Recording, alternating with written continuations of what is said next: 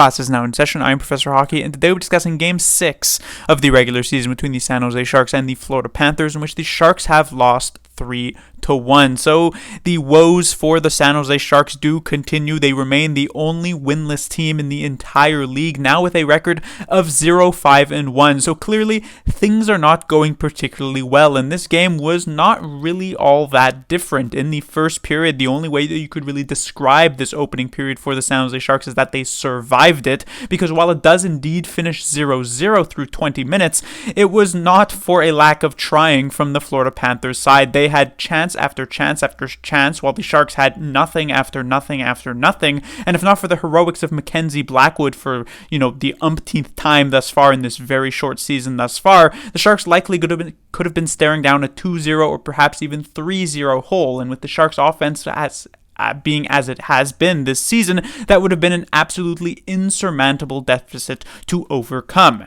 In the second period, though, the Sharks would actually score the first goal of this game, coming from Fabian Zetterlund off of a beautiful pass from William Eklund, reminiscent to his preseason pass to Thomas Bordeleau, which gave him a goal back. I don't remember which team it was against, but it was a very, very nice play. Again, fooling the goaltender completely by going one direction behind the net and then passing the puck in the other direction to Zetterlund for the easy tap-in goal. However, as we know, the Sharks have only scored one goal in 5 of the 6 games that they have played thus far this season, and so if they ended up giving up this lead, they may never get it back, and that's exactly what ended up happening. Verhaeghe made it 1-1 pretty soon after that, and then eventually the eventual game winner would be scored to make it 2-1 Florida at the end of the second period. Now, there wasn't a lack of trying here for the San Jose Sharks, as the early parts of this third period were some of the most effective offensive hockey that we have seen the Sharks play all season.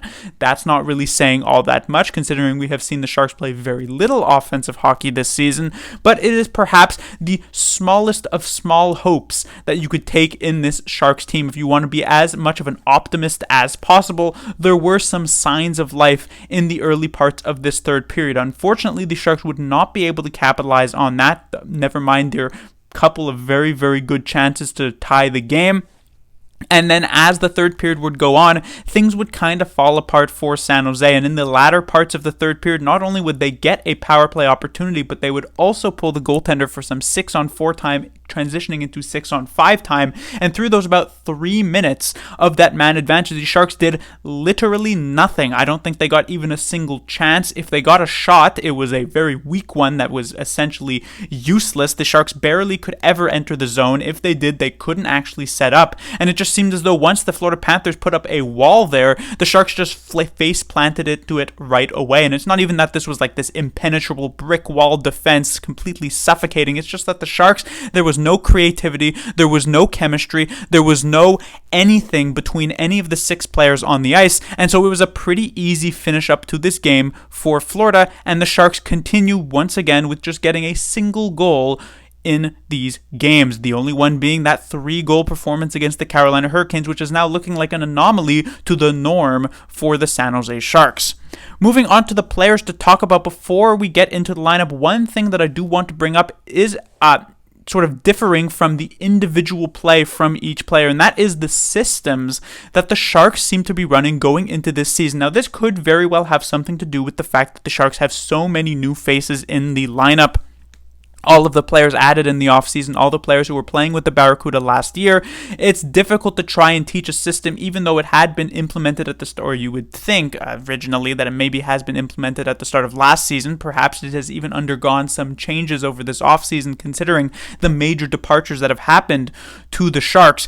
But systematically, this team is just not working. It feels like every single time that they are on the ice, whether it is in the offensive zone or the defensive zone, it feels as though they are down a man on the ice, that they're constantly playing 5-on-4 or 6-on-5. In the defensive zone, players are overwhelmed 2v1 by players on the other team, and there's zero support from any other Sharks players. The same thing can be said from the offensive zone. There were multiple times in this game where you'd see players like Eklund or like Hurdle holding the puck along the wall in the offensive zone, one defenseman on him, a second defenseman right there near him, and then the 4 other Sharks players on the ice are just kind of lackadaisically maybe skating around a bit, planting themselves in one place, hoping that that player is going to just be able to win that battle when outnumbered and is going to be able able to make that great pass to them, and it's just difficult to really see that ending up into any sort of offensive chances unless the player holding the puck makes a miraculous play. Another good example to point to would be in the third period, where we saw Alexander Barabanov spin off not one but two different Florida Panthers players to try and make something happen, and yet he ends up just taking a weak shot on net because there are no open lanes to pass to, because nobody on the Sharks are actually working hard to make themselves available for a pass. It's just disappointing to see about 90% of the time that the Sharks are in the offensive zone, which doesn't amount to much time considering the Sharks very rarely are in the defensive zone. Or in the offensive zone, I should say. It's disappointing to see that so much of this time is completely wasted by players not moving their feet and just not thinking at an NHL level. So again, this may have something to do with how new a lot of the players are to the Sharks, to the systems and everything like that, but there's just absolutely zero cohesion. And when you can see the once in a blue moon opportunities where the Sharks actually have a bit of good looks between them, some of the times where Eklund is able to orchestrate something really nice, plays can happen, chances can be generated, but it is just nowhere near consistent enough. And when you take a look on the Panthers side, where Matthew Tkachuk is constantly making things happen, Sam Reinhart is constantly making things happen, and the supporting cast of the Florida Panthers team as well is complementing their star players exceptionally well, it's disappointing to see that on the Sharks side. Even their good players, certainly not at the level of Tkachuk or Reinhart, but players like Duclair, Barabanov, Hurdle are not only not being supported well, but not even doing all that well themselves. And so when it comes to this first line that has remained together for this game, Barabanov, Hurdle, and Duclair, there honestly aren't many new things that I can actually say about these three players that haven't already been said through the first 5 games of the season. Barabanov continues to do not much. Duclair continues to do not much. Hurdle continues to be the only saving grace of this line, but even he hasn't exactly done all that much. And so when that changes, I'll be the first to let you know, but at this point, these three players may as well just be orange traffic cones on the ice because they're not supporting the Sharks all that well at all. When it comes to the second line, this is where we had a bit more hope for sure. It should be noted that the lines, I would say, past the first were slightly in flux. You usually had them staying together, but sometimes players would be jumbled around a bit. But from the second line, Fabian Zetterlund, perhaps his best game as a San Jose Shark since he arrived from the New Jersey Devils at the end of last season. Again, not saying much considering he was very bad with the Sharks at the end of last season in the 20 or so games he ended up playing. He's been better this year, and this was absolutely his best performance. Not only does he manage to score this one goal, though that was primarily set up by Eklund, but he had multiple great chances, and he's just... you don't want to exactly see just random shots from the perimeter, but when you're as starved for offense as the Sharks have been thus far this season, sometimes those are the things that let you, get perhaps like a garbage goal. You saw the first goal actually scored by the Florida Panthers, the Verhaeghe one, was one that deflects off of Blackwood, then deflects off of Kyle Burrows, and then goes in. Who's to say that that's something that can't happen to you? And when the Sharks are only scoring 1 goal per game, pretty much literally throughout this entire season, taking those weak shots from the perimeter, maybe they will lead to something. So I like Zetterlund taking the initiative and doing that, and he had a couple of good chances in this game for sure. On the other side of the wing is Hoffman. Hoffman did have a couple of good looks. There was one that ends up hitting the crossbar / post in the third period. A very nice look on the power play late in the game as well. Great chance for him. From a sort of consistent offensive standpoint, there isn't exactly much doing from Hoffman, but you bring him in primarily from the Erik Karlsson trade. I mean, it's mostly just a dump contract for the Pittsburgh Penguins, but also because you're expecting some offense. You're expecting him to be the guy who plants himself in the offensive zone and takes a good shot on net. We saw that happen a couple times here tonight, and while it didn't go in, that's the type of player Hoffman is. You're not going to get much else from him in terms of positives.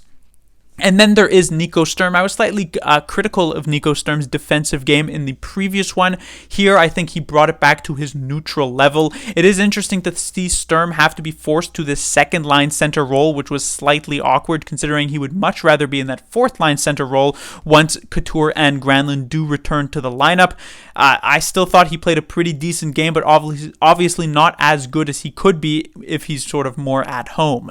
When it comes to the third line, we of course have to talk about William Eklund, who was perhaps the Sharks' best player on the night outside of goaltender Mackenzie Blackwood. Eklund did not have a good start to this game, but I can't say that any Sharks player did. It was a very, very disappointing first period for the team as a whole, but once that first period passed by, Eklund started to really pick up steam, was making just some beautiful plays in multiple times, not only with that great pass to Zetterlund, he also had a fantastic pass to Jacob Peterson, I believe, in the early parts of the third period that Peterson just barely is able to bury onto the wide open net that would have absolutely tied the game at 2 had Peterson managed to capitalize on what an amazing play Eklund had. There was another play where Eklund just went end to end, gets past 2 Florida Panthers players with some great moves. Unfortunately, right at the end, it kind of slides off of his stick, so he's not able to get that shot away or anything like that, but still showing off the skill level that he absolutely has. And so I feel as though Eklund, he's been playing very well thus far this season. A couple of games where it hasn't looked particularly great. He's trying to be sort of the diamond in the rough seas that is the San Jose Sharks offense, and he's able to shine here and there. And hopefully once, like I mentioned, Couture and Granlund do return and we can settle in slightly more for like a fully healthy Sharks roster, Eklund could get a bit more support. But for now, we kind of just have to enjoy the once in a blue moon type of really good chances that he's going to inevitably set up because of how good he is with the puck.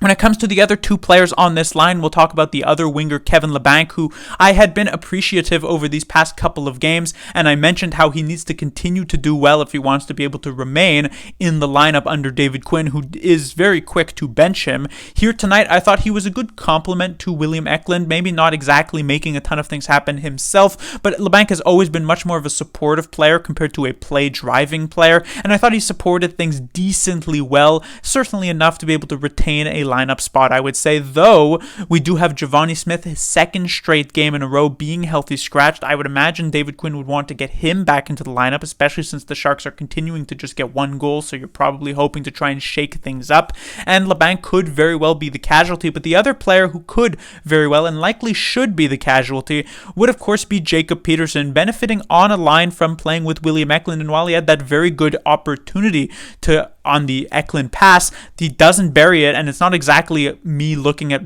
Peterson and saying, wow, what a great play by Peterson to get in a position to score there. He basically just had it all done by his winger in that situation, and otherwise Peterson has just been his usual self, relatively invisible, so I haven't really appreciated Peterson's game at all this season, and that continues. So I would indeed suggest to get him out of the lineup, if anything, for Givani Smith to return, because Smith, I feel as though, did not deserve really to be benched even 1 game, and certainly not 2.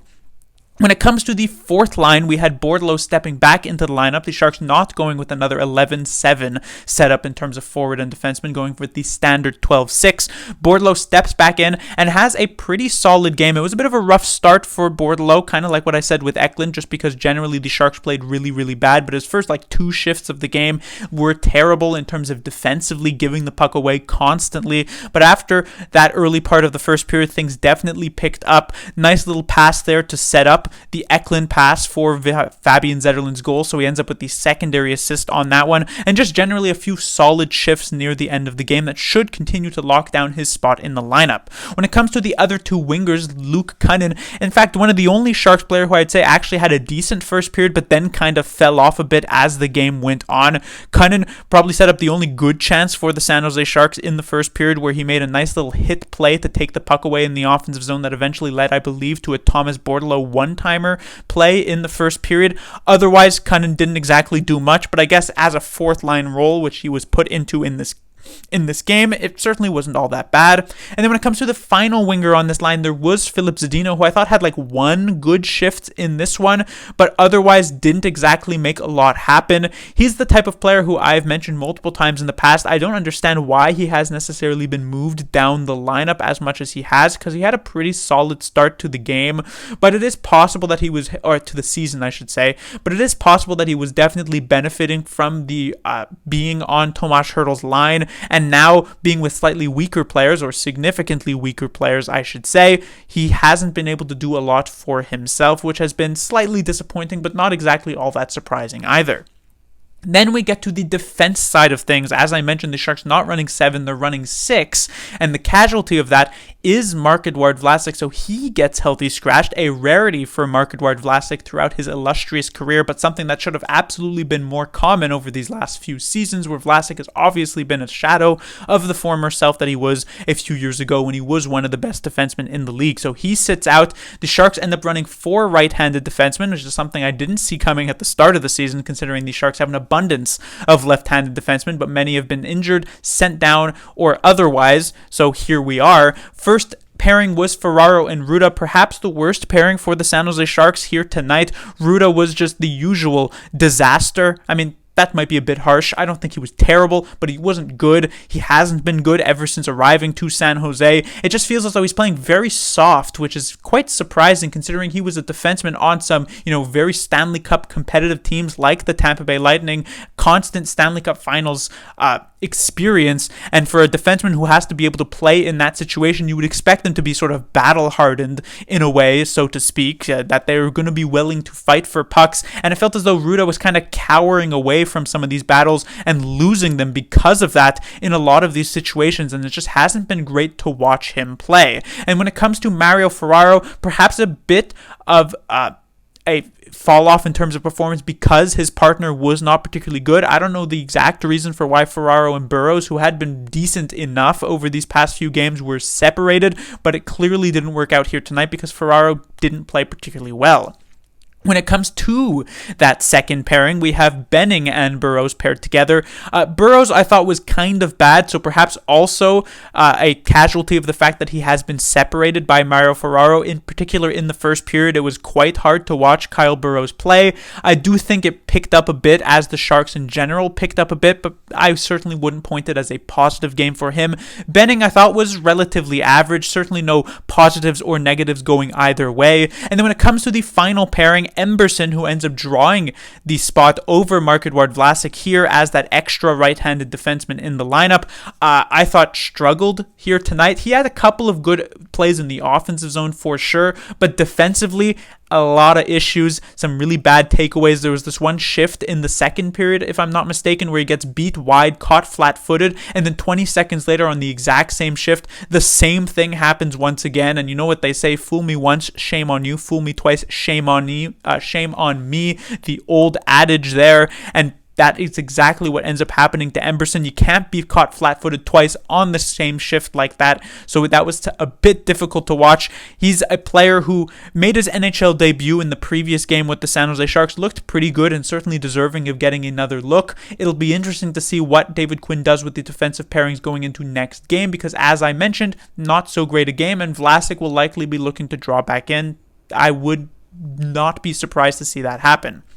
And then finally, the goaltender for tonight, Blackwood, gets yet another start. So it does seem indeed that at the moment, David Quinn seems to be favoring Blackwood. No surprise because of how well Blackwood has been playing, even in games where he has been giving up a ton of goals. And here tonight is no different. Had 0 chance on the Verhaeghe goal because of the sort of weird deflections that ended up occurring. And also a very tough one on the Reinhart goal. This is a game that could have easily ended up looking like the Nashville Predators game from a couple of days ago, in which they lost 5-1, if not for Blackwood playing very, very well. And he gave the chance for the Sharks to win, but unfortunately for him, the fact is that if you let in more than one goal, this Sharks team is going to lose more often than not because they can't seem to score more than one, and that's indeed what ends up happening tonight. So it'll be interesting to see who gets the next start in terms of Sharks goaltenders, because indeed Blackwood has been playing very, very well, but of course you do want to be giving Kakinen a game here or there. But that will do it for this review. The Sharks will be back in action on Thursday. They will be taking on the Tampa Bay Lightning.